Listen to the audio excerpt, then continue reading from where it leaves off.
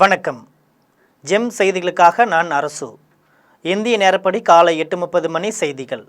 முதலில் ஜெம் தலைப்புச் செய்திகளை காணலாம். வளைகுடா நாடுகளில் நிலவும் போர் பதற்றம் குறித்து மாநில முதலமைச்சர்களுடன் பிரதமர் நரேந்திர மோடி ஆலோசனை. எரிபொருள் தட்டுப்பாடு மற்றும் முன்னெச்சரிக்கை நடவடிக்கைகள் குறித்து கலந்துரையாடல். திமுக கூட்டணியில் உள்ள SDPI, பாஜக, முக்குளத்தோர் புலிப்படை, ததேக ஆகிய கட்சிகளுக்கு தலா ஒரு தொகுதிகள் ஒதுக்கீடு.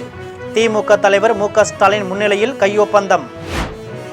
திமுக தலைவர் மு.க. ஸ்டாலின் கூட்டணி கட்சிகளுக்கு எந்தெந்த தொகுதிகள் ஒதுக்கீடு செய்யப்பட்டுள்ளதை அதிகாரப்பூர்வமாக அறிவிப்பார். விடுதலை சிறுத்தைகள் கட்சி தலைவர் திருமாவளவன் பேட்டி. ஈரான் உடனான போர் தற்போது முடிந்துவிட்டது. அமெரிக்க அதிபர் டொனால்டு ட்ரம்ப் அறிவிப்பு. இனி விரிவான செய்திகளை காணலாம். வளைகுடா நாடுகளில் நிலவும் போர் பதற்றம் குறித்து மாநில முதலமைச்சர்களுடன் பிரதமர் மோடி ஆலோசனை நடத்த உள்ளார். பிரதமர் நரேந்திர மோடி வளைகுடா நாடுகளில் நிலவி வரும் போர் பதற்றம் மற்றும் அதன் தாக்கங்கள் குறித்து அனைத்து மாநில முதலமைச்சர்களுடன் இன்று காணொலி காட்சி மூலமாக ஆலோசனை நடத்துகிறார். இந்த ஆலோசனை கூட்டத்தில் எரிபொருள் தட்டுப்பாடு மற்றும் முன்னெச்சரிக்கை நடவடிக்கைகள் குறித்து கலந்துரையாட உள்ளார். இதையடுத்து கூட்டத்தில் தமிழ்நாடு, கேரளா உள்பட தேர்தலை எதிர்கொள்ளும் மாநிலங்களின் முதலமைச்சர்கள் பங்கேற்க மாட்டார்கள் என்பது குறிப்பிடத்தக்கது. தமிழ்நாடு சட்டமன்ற தேர்தலில் திமுக கூட்டணியில் இடம்பெற்றுள்ள SDPI, பாஜக, முக்குளத்தோர் புலிப்படை, தமிழர் தேசம் கட்சி ஆகிய கட்சிகளுக்கு தலா ஒரு தொகுதிகள் ஒதுக்கப்பட்டுள்ளன. தமிழ்நாட்டில் 234 சட்டமன்ற தொகுதிகளுக்கும் ஒரே கட்டமாக ஏப்ரல் 23ஆம் நாள் தேர்தல் நடைபெறவுள்ளது. இதையொட்டி திமுக கூட்டணியில் காங்கிரசுக்கு 28 தொகுதிகளும், விடுதலை சிறுத்தைகள் கட்சிக்கு 8 தொகுதிகளும், தேமுதிகவிற்கு 10 தொகுதிகளும், மதிமுகவிற்கு 4 தொகுதிகளும் ஒதுக்கப்பட்டுள்ளன. இந்திய கம்யூனிஸ்ட் கட்சிக்கும் மார்க்சிஸ்ட் கம்யூனிஸ்ட் கட்சிக்கும் தலா 5 தொகுதிகள் ஒதுக்கப்பட்டுள்ளன. கொங்கு நாடு மக்கள் தேசிய கட்சி, முஸ்லிம் லீக், மனிதநேய மக்கள் கட்சி ஆகியவற்றிற்கு தலா 2 தொகுதிகள் ஒதுக்கப்பட்டுள்ளன. இந்த நிலையில் SDPI, பாஜக, முக்குளத்தோர் புலிப்படை, தமிழர் தேசம் கட்சி ஆகிய கட்சிகளுக்கு தலா ஒரு தொகுதிகள் ஒதுக்கப்பட்டுள்ளன. இதற்கான உடன்பாடு சென்னை அண்ணா அறிவாலயத்தில் திமுக தலைவர் மு.க. ஸ்டாலின், தமிழர் தேசம் கட்சி தலைவர் செல்வகுமார், முக்குளத்தோர் புலிப்படை கட்சி தலைவர் கருணாஸ், பாஜக கட்சி தலைவர் தமுமின் அன்சாரி, SDPI கட்சியின் மாநில தலைவர் நெல்லை முபாரக் ஆகியோர் முன்னிலையில் கையொப்பமானது. தொடர்ந்து கருணாஸ் செய்தியாளர்களை சந்தித்து பேசினார். அப்போது பேசிய அவர், திமுக கூட்டணியில் முக்குளத்தோர் புலிப்படை கட்சிக்கு ஒரு தொகுதி ஒதுக்கீடு செய்யப்பட்டுள்ளதாக தெரிவித்தார். மேலும் வரும் தேர்தலில் உதயசூரியன் சின்னத்தில் தான் போட்டியிட உள்ளதாகவும், எந்த தொகுதியில் போட்டி என்பதை முதலமைச்சர் தான் அறிவிப்பார் எனவும் தெரிவித்தார். இதையடுத்து தமுமின் அன்சாரி செய்தியாளர்களிடம் பேசிய போது, திமுக கூட்டணியில் மனிதநேய ஜனநாயக கட்சிக்கு ஒரு தொகுதி ஒதுக்கீடு செய்யப்பட்டுள்ளதாகவும், தேர்தலில் உதயசூரியன் சின்னத்தில் தான் போட்டியிட உள்ளதாகவும் கூறினார். திமுக தலைவர் மு.க. ஸ்டாலின் கூட்டணி கட்சிகளுக்கு எந்தெந்த தொகுதிகள் ஒதுக்கீடு செய்யப்பட்டுள்ளதை அதிகாரப்பூர்வமாக அறிவிப்பார் என்று திருமாவளவன் தெரிவித்துள்ளார். சென்னை அண்ணா அறிவாலயத்தில் விடுதலை சிறுத்தைகள் கட்சி தலைவர் திருமாவளவன் செய்தியாளர்களை சந்தித்து பேசினார். அப்போது பேசிய அவர், திமுக தலைவர் மு.க. ஸ்டாலின் கூட்டணி கட்சிகளுக்கு எந்தெந்த தொகுதிகள் ஒதுக்கீடு செய்யப்பட்டுள்ளதை அதிகாரப்பூர்வமாக அறிவிப்பார். இதில் தாங்கள் கேட்ட தொகுதிகளை திமுக தர முன்வந்துள்ளது. மேலும் இன்னும் ஒரு சில தொகுதிகளை அடையாளம் காண பேச்சுவார்த்தை நடைபெறுகிறது என்று தெரிவித்தார். கூட்டணி கட்சிகளுக்கு என்னென்ன தொகுதிகள் ஒதுக்கீடு செய்யப்பட்டிருக்கின்றன என்பதை அதிகாரபூர்வமாக அறிவிப்பார். அதன் பின்னர் வேட்பாளர்கள் அறிவிக்கப்படுவார்கள்.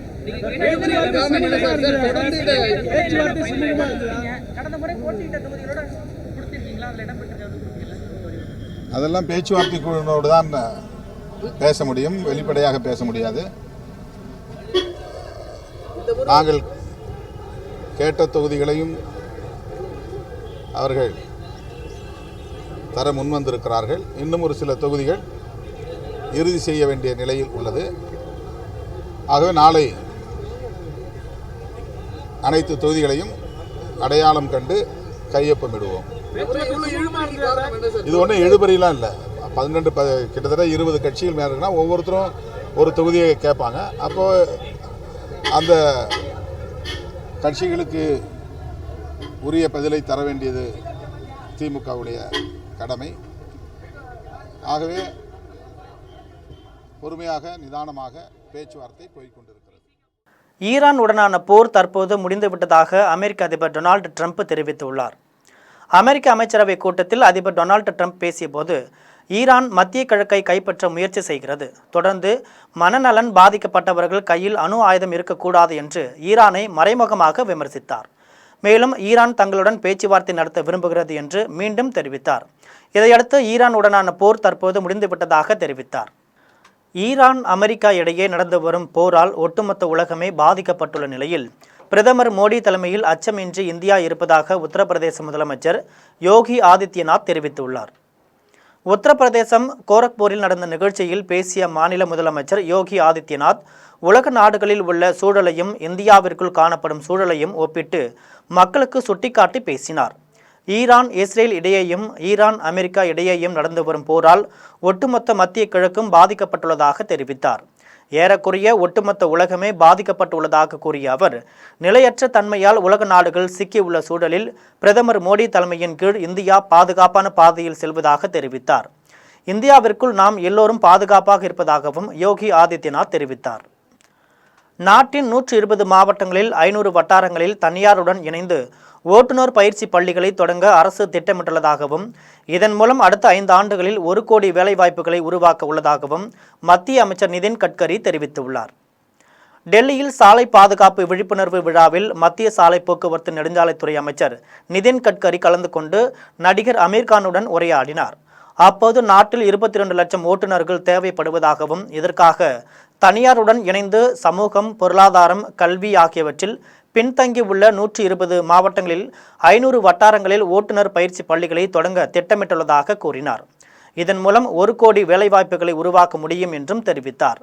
உலகில் அதிக எண்ணிக்கையில் சாலை விபத்துகள் நேரும் நாடாக இந்தியா உள்ளதையும் அமைச்சர் குறிப்பிட்டார். இந்தியாவில் ஆண்டுதோறும் 5 லட்சத்திற்கும் மேற்பட்ட விபத்துகள் நேர்வதாகவும் இவற்றில் 1,80,000 பேர் உயிரிழப்பதாகவும் சுட்டிக்காட்டினார். சாலை வடிவமைப்பு பொறியியல், வாகன பொறியியல் விதிகளை பின்பற்றாதது, மனித தவறுகள், மது குடித்துவிட்டு வண்டி ஓட்டுதல் ஆகியனவே விபத்து காரணங்கள் என்று அமைச்சர் நிதின் கட்கரி தெரிவித்தார். திமுக கூட்டணி மதவாத கூட்டணி அல்ல, மனிதநேய கூட்டணி என்று அமைச்சர் சேகர் பாபு தெரிவித்துள்ளார். சென்னை எழும்பூரில் இந்து சமய அறநிலையத்துறை அமைச்சர் சேகர் பாபு செய்தியாளர்களை சந்தித்து பேசினார். அப்போது கொரோனா காலத்தில் ஆட்சி அதிகாரத்தில் இருந்த எடப்பாடி வீதிக்கு வரவில்லை என்றும், ஆனால் அப்போது வீதியில் இறங்கி மக்களுக்கு உணவு உடைகளை வழங்கியவர் அன்றைய எதிர்க்கட்சி தலைவர் மு.க. ஸ்டாலின் என்றும் தெரிவித்தார். திமுக கூட்டணி மதவாத கூட்டணி அல்ல, மனிதநேய கூட்டணி என்றார். பெரம்பலூரில் விஜய் போட்டியிடப் போவதாக தகவல் உள்ளது என்ற கேள்விக்கு பதிலளித்த அவர், மக்களோடு மக்களாக இருப்பவர்களை மக்கள் விரும்புவார்களா அல்லது எப்போதாவது விருந்தினர் போல வந்து போவர்களை மக்கள் விரும்புவார்களா என கேள்வி எழுப்பினார். பாரதிய ஜனதாவின் சின்னமான தாமரை சின்னத்தில் தான் போட்டியிடுகிறது. அப்படி இருக்கின்ற நிலையில் அதிமுக தலைமையில் இந்த கூட்டணி என்று எப்படி எடுத்துக் கொள்ள முடியும்? அதேபோல் ஆடு நடுகிறது என்று ஓனாய் கவலைப்பட்டது போல் இந்த கூட்டணியில் தேர்தல் அங்கீகாரம் பெற்ற கட்சியை விட தேர்தல் அங்கீகாரம் இல்லாத கட்சிக்கு கூடுதல் இடங்களை ஒதுக்கிவிட்டதாக கூறியிருந்தார். நான் அவரை வரலாற்றை திரும்ப பார்க்க சொல்லுகிறேன். உள்நாட்டு விநியோகம் சீராக இருப்பதால் பொதுமக்கள் பீதியடைய தேவையில்லை என கர்நாடக அமைச்சர் KH முனியப்பா தெரிவித்துள்ளார். கர்நாடக மாநிலம் பெங்களூருவில் கர்நாடக அமைச்சர் KH முனியப்பா செய்தியாளர்களை சந்தித்து பேசினார். அப்போது கடினமான சூழ்நிலையிலும் உணவகங்கள், மருத்துவமனைகள் மற்றும் மருந்து உற்பத்திக்கு 20% வர்த்தக சிலிண்டர்களை ஒதுக்கீடு செய்ய இந்திய அரசு உத்தரவிட்டுள்ளது என்று கூறினார். உள்நாட்டு விநியோகம் சீராக இருப்பதால் பீதியடைய தேவையில்லை என்றார். நகரங்களில் 25 நாட்களுக்குள்ளும் கிராமப்புறங்களில் 45 நாட்களுக்குள்ளும் சிலிண்டர்கள் நேரடியாக வீட்டு வாசலிலேயே விநியோகிக்கப்படும் என்று தெரிவித்தார். விதி மீறல்களுக்கு எதிராக கடுமையான நடவடிக்கை எடுக்கப்படும் என்றார். தற்போது அரசியல் கட்சிகள் இலவசங்களை அறிவித்து மக்களை ஏமாற்றி வருகின்றனர் என நாம் தமிழர் கட்சியின் தலைமை ஒருங்கிணைப்பாளர் சீமான் தெரிவித்துள்ளார். சேலம் மாவட்டம் பள்ளப்பட்டியில் நாம் தமிழர் கட்சியின் தலைமை ஒருங்கிணைப்பாளர் சீமான் செய்தியாளர்களை சந்தித்து பேசினார். அப்போது தற்போது அரசியல் கட்சிகள் இலவசங்களை அறிவித்து மக்களை ஏமாற்றி வருகின்றனர் என்றார். நாம் தமிழர் கட்சி 3 விஷயங்களை மட்டுமே இலவசமாக வழங்கும்: குடிநீர், கல்வி, மருத்துவம் என்று கூறினார். தொடர்ந்து பேசிய சீமான், ரசாயன உரமில்லா தரமான உணவு உற்பத்தி, மின் உற்பத்தியில் தன்னிறைவு, பசி ஒழிப்பு போன்றவற்றை இலக்காக கொண்டு செயல்படுவோம் என்று தெரிவித்தார். தமிழகத்தின் கடன் சுமை 10.5 லட்சம் கோடி ரூபாய் இருக்கும் நிலையில் இலவச திட்டங்களை செயல்படுத்த மாதத்திற்கு 1 லட்சம் கோடி ரூபாய் தேவைப்படும் என்றும் மாநில பட்ஜெட் 3 லட்சம் கோடி மட்டுமே உள்ளதால் அது சாத்தியமில்லை என்றும் தெரிவித்தார். கல்வி எடுத்துட்டு போனது யாரு? கச்சத்தீவை எடுத்து கொடுத்தவன் யாரு? காவிரி நதியை பறிச்சது யாரு? என் நிலத்தில் நச்ச ஆலைகளை போகிறான் நட்டவன். ஒரு தேசிய இனத்தின் தேச விடுதலை கனவை அழித்து நாசமாக்கினவன் யாரு? அழிச்சதாவே கூட இருந்தவன் நீ. 2 பேரும் சேர்ந்துக்கிட்டு எந்த வழியில் காங்கிரஸை புனிதப்படுத்துவேன்? முதல்ல இந்திய திணிச்சு இங்கே 500க்கு மேற்பட்டவன் என் முன்னோன் போராடி செத்தான். திணிச்சது யாரு? ஜிஎஸ்டி சரக்கு மற்றும் சேவை வரி கொண்டு வந்தது யாரு? நீட்டை கொண்டு வந்தது யாரு? என்ஐஏ கொண்டு வந்தது, என்ஆர்சியை கொண்டு வந்தது யாரு? சொல்லுங்க, நீங்க சொல்லுங்க. கொண்டு வந்தது யாரு? அதிமுக இந்த அதிமுக அமைச்சர்கள்லாம் நிற்கிற இடத்துல பிஜேபியா போட்டு முடிக்குதுன்னா அப்ப அதுக்கு என்ன அர்த்தம்? அதிமுக தங்களை புறக்கணித்து விட்ட நிலையில் 70 தொகுதிகளில் தனித்து போட்டியிட உள்ளதாக புதிய தமிழகம் கட்சி தலைவர் கிருஷ்ணசாமி தெரிவித்துள்ளார்.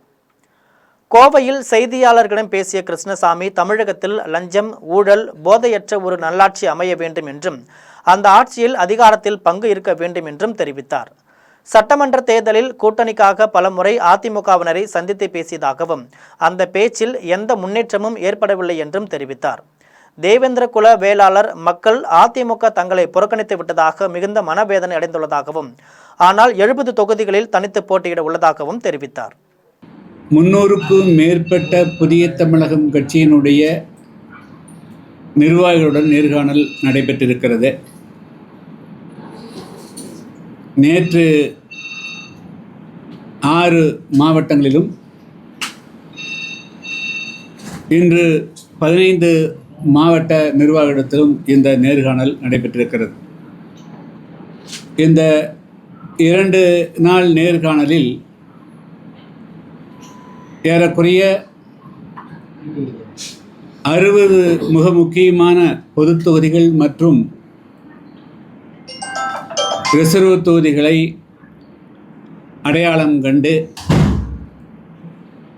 அதில் போட்டியிடுவதற்கு உண்டான தகுதியான வேட்பாளர்கள் தேர்வு செய்யப்பட்டிருக்கிறார்கள். தாவேகா மகளிர் அணியினர் குறித்து பொன்ராஜ் பேசியதற்கு விஜய் கண்டனம் தெரிவித்துள்ளார். பொன்ராஜ் மீது நடவடிக்கை எடுக்க கோரி மாநில காவல்துறை தலைமை இயக்குநரிடம் புகார் அளித்துள்ளார்.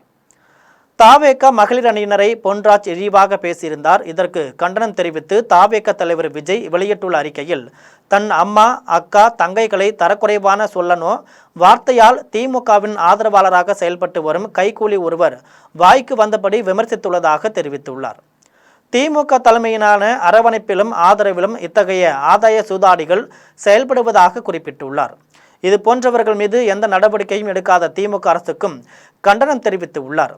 தாவேகாவை சீண்டுவதாக நினைத்து ஒட்டுமொத்த பெண்களையும் அவமதிக்கும் இச்செயலால் தீய சக்தி திமுக மண்ணை காவப் போவது உறுதி என்றும் விஜய் தெரிவித்துள்ளார். கண்டன அறிக்கை விடுத்து மட்டுமல்லாமல் நேற்று சென்னை மயிலாப்பூரில் உள்ள மாநில காவல்துறை தலைமை இயக்குனர் அலுவலகத்திற்கு சென்று விஜய் புகார் அளித்துள்ளார். அதில் பெண்களின் கண்ணியத்திற்கு எதிராக பேசிய பொன்ராஜ் மீது நடவடிக்கை எடுக்க கோரியுள்ளார். குடியரசுத் தலைவருக்கு கிடைக்கும் மருத்துவம் ஏழை எளியோருக்கு கிடைக்க வேண்டும் என்பன உள்ளிட்டவைகள் பாமக தேர்தல் அறிக்கையில் உள்ளது என பாமக கௌரவ தலைவர் ஜி.கே. மணி தெரிவித்துள்ளார். விழுப்புரம் மாவட்டம் திண்டிவனம் அருகே தைலாபுரம் தோட்டத்தில் பாமக நிறுவனர் மருத்துவர் ராமதாஸ் தேர்தல் அறிக்கை வெளியிட மூத்த பத்திரிகையாளர் ஒருவர் மற்றும் பாமக மாநில மகளிர் சங்க துணைத் தலைவர் ஜனனி பெற்றுக்கொண்டார்.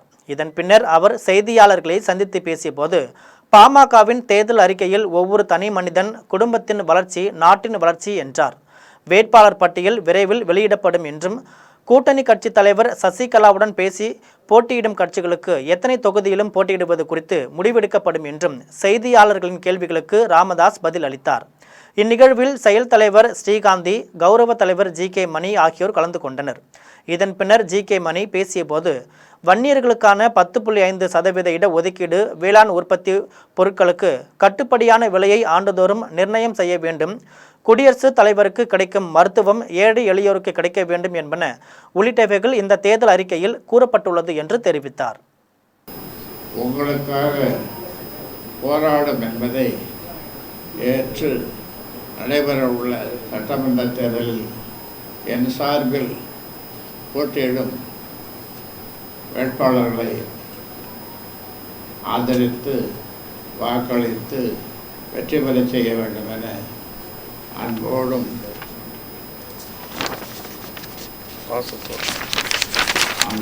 பாசத்தோடும் கேட்டுக்கொள்வதில்லை. இதேபோல் எங்களுடன் கூட்டணியில் இணைந்து போட்டியிடும் தோழமை கட்சிகள் வேட்பாளர்களையும் ஆதரித்து வாக்களித்து வெற்றி பெற வேண்டும் என மிகுந்த அன்புடன் கேட்டுக்கொள்வது. நாட்டின் எந்த பகுதியிலும் பெட்ரோல், டீசல், சமையல் எரிவாயு தட்டுப்பாடு இல்லை என்றும் அவற்றின் வழங்கல் முழு பாதுகாப்புடன் கட்டுப்பாட்டில் உள்ளதாகவும் பெட்ரோலிய அமைச்சகம் தெரிவித்துள்ளது. பெட்ரோலிய அமைச்சகம் வெளியிட்டுள்ள அறிக்கையில் நாட்டின் எந்த பகுதியிலும் பெட்ரோல், டீசல், சமையல் எரிவாயு தட்டுப்பாடு இல்லை என்று தெரிவித்துள்ளது. அதனை சில்லறை விற்பனை நிலையங்களுக்கு போதுமான அளவில் பெட்ரோல், டீசல், எரிவாயு அனுப்பி வைக்கப்பட்டுள்ளதாகவும் குறிப்பிட்டுள்ளது. உலகின் பல நாடுகளில் விலையேற்றம், பகிர்ந்தளிப்பு, ஒரு நாள் விட்டு ஒரு நாள் வாகனம் இயக்குதல், எரிபொருள் நிலையம் மூடல், எரிபொருள் நெருக்கடி நிலை ஆகியன நிலவும் போது இந்தியாவில் மேற்கண்ட எதுவுமே இல்லை என்பதை சுட்டிக்காட்டியுள்ளது. ஹார்மஸ் நீர்நிலை வழியாக எவ்வளவு கச்சா எண்ணெய் இறக்குமதியானதோ அதே அளவுக்கு 40க்கும் மேற்பட்ட வழங்குநர்களிடமிருந்து இந்தியாவிற்கு கச்சா எண்ணெய் தடையின்றி வந்து கொண்டிருப்பதாக குறிப்பிட்டுள்ளது. அடுத்த 2 மாதங்களுக்கான கச்சா எண்ணெயை வாங்குவதற்கு இந்திய எண்ணெய் நிறுவனங்கள் உடன்பாடுகளை செய்துள்ளதாகவும் குறிப்பிட்டுள்ளது. 6 நாட்களுக்கு தேவையான அளவு எண்ணெய் மட்டுமே இருப்புள்ளதாக தவறான தகவல் பரப்பப்படுவதாக குறிப்பிட்டுள்ளது. 2.5 மாதத்திற்கு தேவையான அளவு இருப்பு வைக்கும் திறனை இந்தியா கொண்டுள்ளதாகவும் இப்போது 2 மாதத்திற்கு தேவையான எண்ணெய் இருப்புள்ளதாகவும் சுட்டிக்காட்டியுள்ளது. அதேபோல சமையல் எரிவாயு தட்டுப்பாடு இல்லை என்றும் எரிவாயு உற்பத்தியை 40 விழுக்காடு அதிகரித்துள்ளதாகவும் குறிப்பிட்டுள்ளது. அமெரிக்கா, ரஷ்யா, ஆஸ்திரேலியா உள்ளிட்ட நாடுகளிலிருந்து எரிவாயு ஏற்றிக்கொண்டு கப்பல்கள் வந்துள்ளதையும் சுட்டிக்காட்டியுள்ளது. புதிய வாக்காளர்கள் வாக்களித்தவுடன் கையில் வைத்து மையுடன் வாட்ஸ்அப் ஸ்டேட்டஸ் போட வேண்டும் என்று தங்கள் பெற்றோர்களை ஓட்டுக்கு காசு வாங்க விட வேண்டாம் என்றும் திருப்பத்தூரில் அம்மாவட்ட ஆட்சியர் நூதன முறையில் விழிப்புணர்வு பிரச்சாரத்தில் ஈடுபட்டார். 2026 சட்டமன்ற தேர்தலை வரவேற்கும் விதமாக 100% வாக்குகள் செலுத்தி தங்களது கடமைகளை நிறைவேற்றிட வலியுறுத்தியும் சிவகங்கை மாவட்டம் திருப்பத்தூரில் தேர்தல் திருவிழா என்ற பெயரில் பல்வேறு இடங்களில் நிகழ்ச்சிகள் ஏற்பாடு செய்யப்பட்டிருந்தது. நிகழ்ச்சியில் மாவட்ட ஆட்சியர் பொற்கொடி கலந்து கொண்டு கல்லூரி மாணவர்களிடையே விழிப்புணர்வை ஏற்படுத்தினார். இங்குள்ள அண்ணா சிலை அருகில் தேர்தல் திருவிழா குறித்து கோலம் போட்டு விழிப்புணர்வை ஏற்படுத்தியிருந்தனர். அதனையடுத்து தேசிய கொடி கலரில் பலூன்கள் பறக்கவிடப்பட்டு மாணவர்கள், மாவட்ட ஆட்சியர் மற்றும் தேர்தல் நடத்தும் அலுவலர்கள் உறுதிமொழி எடுத்துக்கொண்டனர். அதனைத் தொடர்ந்து வாக்காளர் விழிப்புணர்வு மணிக்கூண்டில் தொங்கவிடப்பட்டிருந்த மணியை அடித்தும் கையெழுத்து இட்டும் தேர்தல் விழிப்புணர்வை ஏற்படுத்தினர்.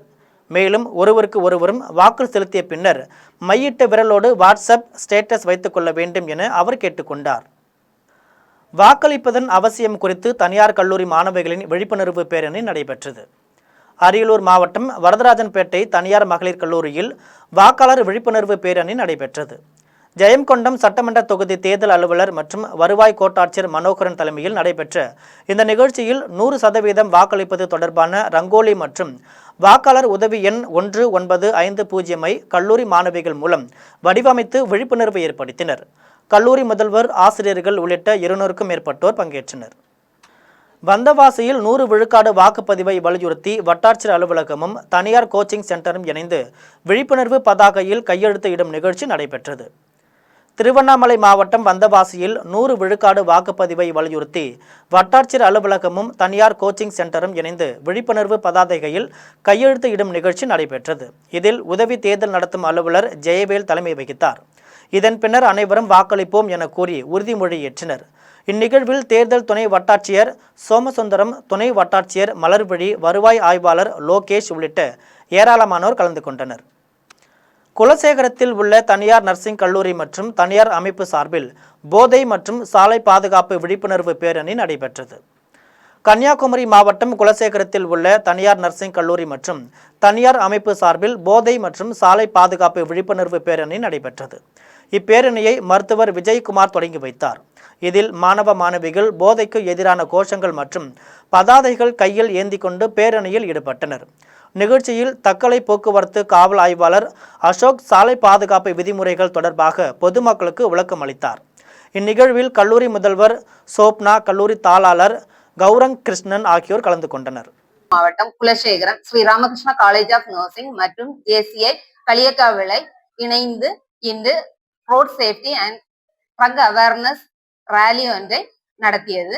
அது ஸ்ரீ ராமகிருஷ்ணா காலேஜ் ஆஃப் நர்சிங்ல இருந்து தொடங்கி மாமூடு, காவஸ்தலம், நாகர்கோடு வழியாக ஸ்ரீ ராமகிருஷ்ணா காலேஜ் ஆஃப் நர்சிங்கை வந்தடைந்தது. இதில் மாணவ மாணவிகள் பாரம்பரிய மருத்துவர்களுக்கு அரசு பதிவு வழங்க வேண்டும் என்ற கோரிக்கையை சட்டமன்ற தேர்தல் அறிக்கையில் எந்த கட்சி சேர்கிறதோ அவர்களுக்கு ஆதரவு தெரிவிப்பதாக இந்திய பாரம்பரிய மருத்துவ சங்க தலைவர் ஃபெனிஸ் ராஜா அறிவித்துள்ளார். பாரம்பரிய மருத்துவர்களுக்கு அரசு பதிவு வழங்க வேண்டும் என தொடர்ந்து நீண்ட காலமாக அரசுக்கு கோரிக்கை வைத்து வருகின்றனர். இதுவரை தமிழக அரசு நடவடிக்கை எடுக்காத நிலையில் பாரம்பரிய மருத்துவர்கள் மருத்துவம் தெரிந்தும் போலி மருத்துவர்கள் ஆக கருதப்படுகின்றனர். நன்றாக மருத்துவம் தெரிந்த மருத்துவர்கள் கூட அரசு பதிவு வழங்கப்படாததால் சில நேரங்களில் கைது செய்யப்படுகிறார்கள். இந்த நிலையில் நாகர்கோவிலில் பேசிய இந்திய பாரம்பரிய மருத்துவ சங்க தலைவர் ஃபெனிஸ் ராஜா பாரம்பரிய மருத்துவர்களை பாதுகாக்கும் வகையில் தங்களுக்கு அரசு பதிவு வழங்க வேண்டும் என கோரிக்கை விடுத்தார். வாதம், பித்தம், கபம் அடிப்படையாக கொண்டு நாடி பார்த்து சிகிச்சை அளிப்பவர்கள் தான் பாரம்பரிய மருத்துவர்கள். இந்த பாரம்பரிய மருத்துவர்களுக்கு அந்த காலகட்டத்தில் RIMP, அதாவது ரெஜிஸ்டர்ட் இந்தியன் மெடிக்கல் பிராக்டிஷனர் என்று ஒரு சான்று கொடுத்தார்கள். அது அரசு பதிவு. அதற்கு பிறகாக RSMP registered Siddha medical practitioner, RAMP registered ayurvedic medical practitioner, RHMP registered homeo medical practitioner, அதாவது சித்தாவை பாரம்பரியமாக கொண்டவர்களுக்கு RSMP என்றும். முருகனின் அருள் பெற்ற ஆன்மீக ஆட்சிதான் தமிழகத்தில் அமையும் என இந்து தர்ம பாதுகாப்பு பேரவை மாநில துணைத் தலைவர் மருதமலை சித்தார்த் அபிமன்யு தெரிவித்துள்ளார். விழுப்புரம் மாவட்டம் திண்டிவனம் அடுத்த தைலாபுரம் தோட்டத்தில் பாமக நிறுவன தலைவர் ராமதாஸை இந்து தர்ம பாதுகாப்பு பேரவை மாநில துணைத் தலைவர் மருதமலை சித்தார்த் அபிமன்யு சந்தித்தார். இதன் பின்னர் மருதமலை சித்தார்த் அபிமன்யு செய்தியாளர்களை சந்தித்து பேசிய போது ராமதாஸை சந்தித்து ஆசி பெற வந்ததாகவும் மூத்த அரசியல்வாதி என்பதால் அவரை சந்திக்க வந்ததாகவும் தெரிவித்தார். முருகனின் அருள் பெற்ற கட்சி ஆட்சி அமைக்கும் எனவும் மேலும் இந்த முறை கண்டிப்பாக ஆன்மீக ஆட்சிதான் தமிழகத்தில் வரும் என்று கூறினார். தமிழ்நாட்டோடய பார்த்தோன்னா வயசுல மூத்த பார்த்தோன்னா தலைவர் வேற யாரும் பார்த்தோன்னா அவருக்கு நிகர் யாருமே கிடையாது. இந்த சமூகத்துக்காக பார்த்தோன்னா போராடட்டும், இந்த சமுதாயத்துக்காக பார்த்தோன்னா போராடுதும், தமிழுக்காக பார்த்தோன்னா போராடுதும். அவரை தவிர்த்துட்டு வேற யாரையும் பார்த்தோன்னா சொல்லவே முடியாது. நிகழ்காலத்தில் இருக்கக்கூடிய பார்த்தோன்னா மிக தொன்மையான பார்த்தோன்னா தலைவர் உடைய மருத்துவரை. பாட்டாளி மக்கள் கட்சியின் மாம்பழ சின்னத்தை முடக்க கோரி அக்கட்சியின் நிறுவனர் டாக்டர் ராமதாஸ் தாக்கல் செய்த மனுவை சென்னை உரிமையியல் நீதிமன்றம் தள்ளுபடி செய்துள்ளது. இந்த வழக்கின் விசாரணை சென்னை உரிமையியல் நீதிமன்றத்தில் நேற்று விசாரணைக்கு வந்தது. அப்போது தேர்தல் ஆணையம் தரப்பில் வாதிட்ட வழக்கறிஞர் இந்த வழக்கு தந்தை மகனுக்கு இடையே உள்ள பிரச்சனை என்றும் மாம்பழ சின்னத்தை தற்போதைய நிலையில் முடக்க முடியாது என்றும் தெரிவித்தார். மேலும் தேர்தல் நடைமுறை தொடங்கிவிட்டதால் நீதிமன்றம் தலையிட்டு உத்தரவு பிறப்பிக்க முடியாது என்றும் தெரிவித்த தேர்தல் ஆணையம் புதுவையில் சின்னம் ஒதுக்கப்பட்டு விட்டதாகவும் கூறினார். மேலும் அன்புமணி மற்றும் ராமதாஸ் என்ற தனி நபர்களுக்கு சின்னம் ஒதுக்கப்படவில்லை, பாமக என்ற பெயரில் சின்னம் ஒதுக்கப்பட்டதாகவும் தேர்தல் ஆணையம் சார்பில் தெரிவிக்கப்பட்டது. மாநில தேர்தல் நடைபெறவுள்ள நிலையில் இதுவரை 400 கோடி ரூபாய் மதிப்பிலான சட்டவிரோத பணம் மற்றும் பொருட்கள் பறிமுதல் செய்யப்பட்டிருப்பதாக இந்திய தேர்தல் ஆணையம் தெரிவித்துள்ளது. தமிழகம், கேரளா, புதுச்சேரி, அசாம் மற்றும் மேற்கு வங்காளம் ஆகிய 5 மாநிலங்களுக்கான சட்டசபை தேர்தல் அடுத்த மாதம் நடைபெற உள்ளது. இந்த நிலையில் 5 மாநில சட்டசபை தேர்தலுக்கான தேதி, வாக்கு எண்ணிக்கை உள்ளிட்ட விவரங்களை இந்திய தலைமை தேர்தல் ஆணையம் கடந்த 15ஆம் தேதி பிற்பகலில் அறிவித்தது. அவற்றுடன் 6 மாநிலங்களுக்கு இடைத்தேர்தலையும் நடத்துகிறது. இதைத் தொடர்ந்து கட்சிகள் அனைத்தும் தொகுதி பங்கீடு, வேட்பாளர் தேர்வு உள்ளிட்ட தீவிர அரசியல் பணிகளில் ஈடுபட்டு வருகின்றன. தேர்தலை முன்னிட்டு தேர்தல் நடத்தை விதிகள் அமலுக்கு வந்துள்ளன. இதனையடுத்து கடந்த பிப்ரவரி 26ஆம் தேதி முதல் மார்ச் 25ஆம் தேதி வரை மின்னணு பறிமுதல் மேலாண்மை திட்டம் நடைமுறைக்கு வந்துள்ளது. இதன்படி இந்த காலகட்டத்தில் மொத்தம் 408 கோடியே 82 லட்சம் கோடி அளவுக்கு சட்டவிரோத பணம், பொருட்கள் பறிமுதல் செய்யப்பட்டுள்ளதாகவும் அவற்றில் 17 கோடியே 44 லட்சம் ரூபாய் மதிப்பிலான பணம், 37 கோடியே 68 லட்சம் ரூபாய் மதிப்பிலான மதுபானம், 167 கோடியே 38 லட்சம் ரூபாய் மதிப்பிலான போதைப் பொருட்கள், 23 கோடி ரூபாய் மதிப்பிலான தங்கம், வெள்ளி போன்ற நகைகள் மற்றும் 163 கோடியே 30 லட்சம் ரூபாய் மதிப்பிலான பிற இலவச பொருட்களும் அடங்கும் என தேர்தல் ஆணையம் தெரிவித்துள்ளது. திருப்பூர் மாவட்டம் தாராபுரத்தில் வெயிலின் கொடுமை தாழாமல் தெருநாய்கள் ATM அறைக்குள் தூங்குவதால் வாடிக்கையாளர்கள் பணம் எடுக்க அச்சப்படுகிறார்கள். தாராபுரத்தில் பொள்ளாச்சி சாலையில் உள்ள நகராட்சி மேல்நிலைப் பள்ளி எதிரே பஞ்சாப் நேஷனல் வங்கியின் ATM மையம் உள்ளது. முக்கியமான இடத்தில் இருப்பதால் பயனாளிகள் அதிக அளவில் பணம் எடுக்கும் இடமாக இந்த ATM உள்ளது. இந்த நிலையில் கடும் வெயிலின் தாக்கத்தால் தெருநாய்கள் இந்த ATM மையத்திற்குள் புகுந்து ஏசியின் குளிர்ச்சியில் ஓய்வெடுத்து வருகின்றன. இதனால் பணம் எடுக்க வரும் வாடிக்கையாளர்கள் ATMக்குள் நுழையவே அச்சப்படுகின்றனர். எனவே தாராபுரம் பஞ்சாப் நேஷனல் பேங்க் மேலாளர் இதனை கவனத்தில் கொண்டு ஏடிஎம் இயந்திரங்களுக்கு பாதுகாப்பு பணியாளர்களை அமர்த்த வேண்டும் என தாராபுரம் மக்கள் வலியுறுத்தியுள்ளனர். இந்தியாவிற்கு தன்னை நாடு கடத்தினால் தனது உயிருக்கு ஆபத்து என்று நீரவ் மோடி தாக்கல் செய்த மனுவை லண்டன் நீதிமன்றம் தள்ளுபடி செய்திருப்பதால் அவர் நாடு கடத்தப்படுவாரா என்ற எதிர்பார்ப்பு எழுந்துள்ளது. குஜராத்தை சேர்ந்த வைர வியாபாரிகளான மெகுல் சோக்சி, நீரவ் மோடி ஆகியோர் பஞ்சாப் நேஷனல் வங்கியில் 13,000 கோடி ரூபாய் கடன் வாங்கி மோசடி செய்துவிட்டு வெளிநாடுகளுக்கு தப்பி சென்றார்கள். இவர்களில் லண்டனில் தஞ்சமடைந்த நீரவ் மோடியை இந்தியா கைது செய்தது. அவரை இந்தியாவிற்கு கொண்டு வர நடவடிக்கை எடுக்கப்பட்டது. அப்போது லண்டன் நீதிமன்றத்தில் மறுசீராய்வு மனு தாக்கல் செய்த நீரவ் மோடி, இந்தியாவில் சிறையில் அடைத்தால் சித்திரவதை செய்யப்படுவேன் என்றும் இந்திய சிறைகள் மோசமாக இருப்பதாகவும் மனுவில் குறிப்பிட்டிருந்தார். இந்த நிலையில் நீரவ் மோடி மனு விசாரணைக்கு எடுத்துக்கொள்ளப்பட்டது. அப்போது இந்தியாவிற்கு கொண்டு செல்லும் முடிவை மறுபரிசீலனை செய்யும் அளவுக்கு இந்தியாவில் அசாதாரண சூழல் இல்லை என்று நீதிமன்றம் குறிப்பிட்டது. அதனால் நீரவ் மோடி இந்தியாவிற்கு அழைத்து வரப்படலாம் என்ற எதிர்பார்ப்பு நிலவுகிறது. ஆத்தூர் அரசு மருத்துவமனையில் பிரேத பரிசோதனைக்காக வைக்கப்பட்ட பெண்ணின் உடல் சேலம் அரசு மருத்துவமனை கல்லூரிக்கு அனுப்புவதற்கு எதிர்ப்பு தெரிவித்து உறவினர்கள் சாலை மறியல் போராட்டத்தில் ஈடுபட்டனர்.